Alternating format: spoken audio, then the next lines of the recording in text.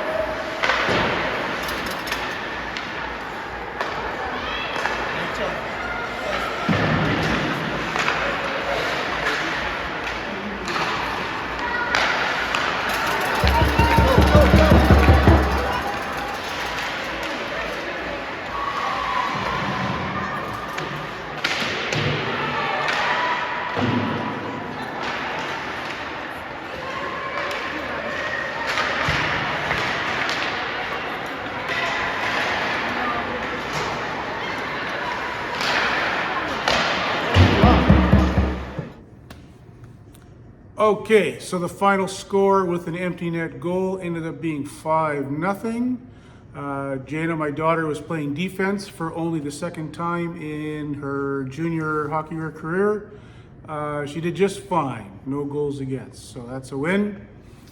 Thanks, Jana, for picking up the slack when someone was not be able to make the game. So back to beekeeping, and you might know that in a past version of my life, I taught farm business management at the University of Manitoba. And one of the things that we like to talk about, me, the instructors, not the students, like to talk about was policy risk. And policy risk is that kind of risk. There's weather risk, there's economic risk. Policy risk is when policy changes in a way that affects your farm. So if you're policy risk is the land that your honey house is on gets rezoned and suddenly you're in an urban environment.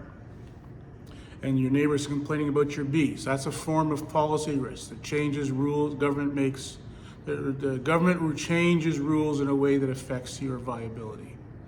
And here we are in Canada. Boy, suddenly we all are interested in policy risk.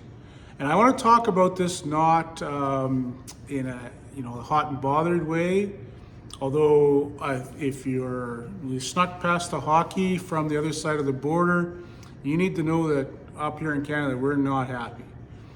And but that's not what this is about. This is about whether you like it or not, policies have changed, right?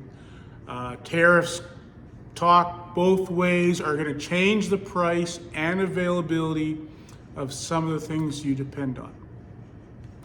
I went today to pick up 4 totes of sugar.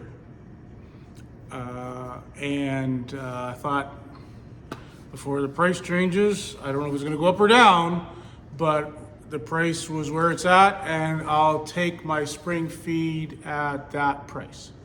So that one way to manage policy risk that you think will have result in costs is to try to hedge, forward buy, get solid contracts in a way that provides you some protection.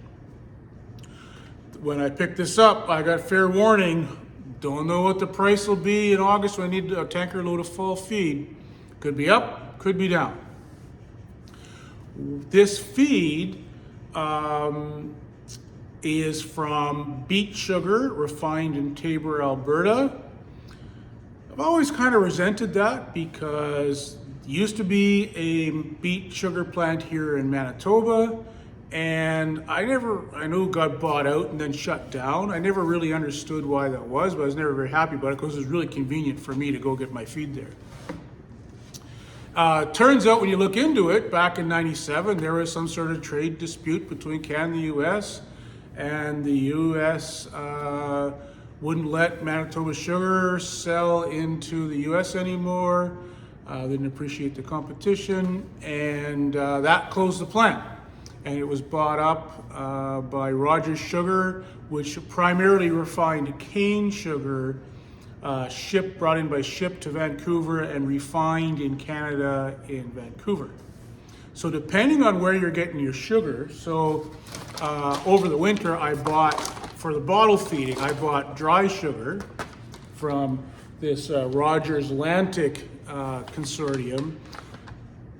They're Canadian owned, and that will be cane sugar brought in from Brazil, Caribbean, Central America. Now, apparently, this sugar will also change price because even though it never goes through the U.S., it's brokered. The bulk, sort of the mash that the cane sugar is converted to at source is brokered through the U.S. Now, I bet you someone smart enough can figure out how to get around that. Right now, the Americans get a taste of that even though they don't do any of the work. So the dry sugar is probably going to go up in price. The wet, which is right now more expensive than the same amount of calories dry, is pure Canadian product. It should be the same, but of course, if demand goes up because of no one wants to buy the dry anymore, then it'll go up too. So here we are. I got my sugar locked in. I encourage you to do that too. A beekeeper, like any other farm, needs to be on top of their supply chain. And so a couple other things. I've got my soy. I usually feed soy 2 different ways, as pollen patties. And I have picked up a pallet of Global patties, which are Canadian produced. My understanding is Global makes patties both in the US and in Canada to supply each country separately. I'm not, if anyone can confirm that, go ahead and tell me about it in the comments. But I've been assured that the patties I got were produced in Canada. Now, more complicated, I also feed bulk soy as a mix, mostly to keep the bees busy, I guess. There's all sorts of formulations that promise incredible nutritional benefits. Honestly, I'm mostly feeding that bulk soy. Talked to a beekeeper yesterday. He calls it buffet style, where it's open feeding, and that's mainly to keep the bees out of the cattle feeders and whatnot, so that I have happy neighbors.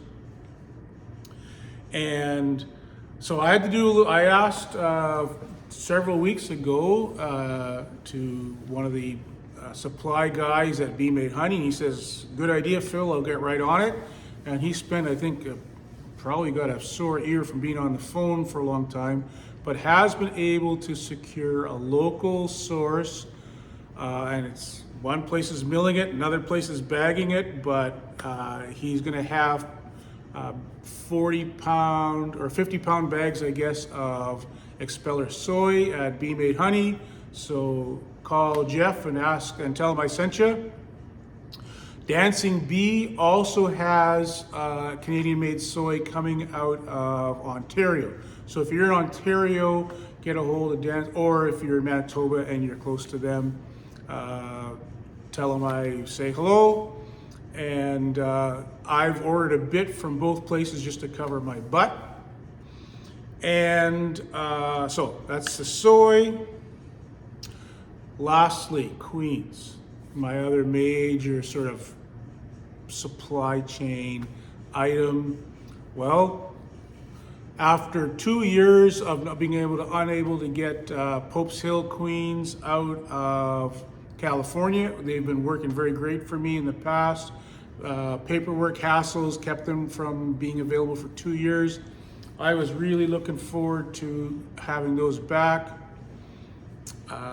I don't know what the price is going to do, but I have covered my butt by ordering from queens from Chile. And I'm told, so I ordered some through Bee Made, and they have kind of a very early window for queens, so you got to take them like before the first week of May. And then also Merv Mallion at Brandon tells me he can get several thousand more queens in his shipments from Chile. So if you know Merv, give him a call. He's got queens, but you gotta let him know by March 10th. So you only got a few days. So that's what I mean by supply chains. These things take time. There'll be paperwork involved. He's not keeping queens in his pocket. He needs to know soon if you want them. So if you don't want to pay, and I was talking to Bee Made, they said, yeah, for sure they have confirmed these tariffs will be on livestock, including honeybee queens. So consider that your fair warning. I would also encourage you to think about, and this is big beekeeper, small beekeeper, doesn't matter. I certainly have become increasingly dependent on things like Amazon. We're here in the shop and we're like, well, what, I'm gonna need a part, need a headlight, need a tail light, need an oil filter. You get on Amazon with the vehicle right in front of you, you order the part or you order the widget for the repair that you want to make. It comes in a couple of days and you get it done. Well, that convenience is over for me. So now we are going to have to find other sources. So one of the things I would say, and you've noticed, here it's sitting right here. There's my Chinese forklift. And I've had a lot of inquiries, people on the down low wanting to know how I did that, what was involved. If you want to go to other countries for your supply, I would suggest start small. Get on Alibaba or Temu and order a smoker or a hive tool or a pair of gloves. Minimize your risk the first time through. And run through the process. Like, how do I make this payment? How do I get it shipped? All that stuff. So that if you decide you want a forklift, or you want, I'm looking at, and oh, by the way, I'm wearing my Kubota hat here. My predilection for Japanese equipment is going to save my butt on some of this stuff. I can go to my Kubota dealer and get Toyota and forklift parts, no problem. So, phew. And but if you're thinking, yeah, I might want a Chinese forklift, or I might want one of those little electric trucks or something, don't start there. Buy yourself a $20 smoker and build up your relationships, your trust. I ordered 1,000 of those bottle feeders that folks have asked about from a company in China, but I started with like a dozen. Okay? Send me a dozen. Make sure and then you wait and see whether your credit card explodes or not. And then, okay, that worked out well. They came in the mail. I'm happy. Great. Now send me all the ones I need. So you have to learn how to do that. And that's on you. If you want, in this new world we're in, where we're all on our own, it seems, then we've got to look after ourselves. All right, so that's policy risk. We have to look after our supply chain. No one else is going to do that for us. Keep your elbows up. Have a good night.